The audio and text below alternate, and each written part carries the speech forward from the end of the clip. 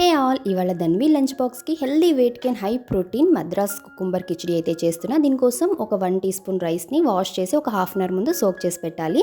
ధన్వికి ఎప్పుడు కిచడీ చేయడానికి కందిపప్పు, పెసరపప్పు, ఎర్ర కందిపప్పు అంటే మసూర్ దాల్ని ఈక్వల్ రేషియోలో మిక్స్ చేసి పెట్టుకుంటా. ఇందులోంచి ఒక 2 టీ స్పూన్ పప్పుని 6 అవర్స్ ముందు సోక్ చేసి పెట్టాలి. ఇలా చేయడం వల్ల డైజెషన్ బాగా ఉంటుంది.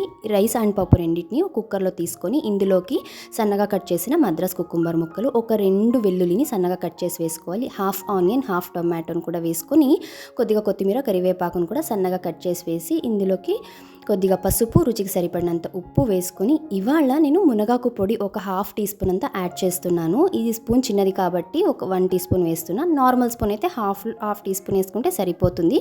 నేను ఇంతకు ముందు కూడా చెప్పాను కదా, ధన్వికి డైలీ ఒక ఫ్లేవర్ ఉన్న పౌడర్ యాడ్ చేస్తాను. మునగాకు పొడి, కరివేపాకు పొడి, లెంటిల్ పౌడర్ ఇలాగా.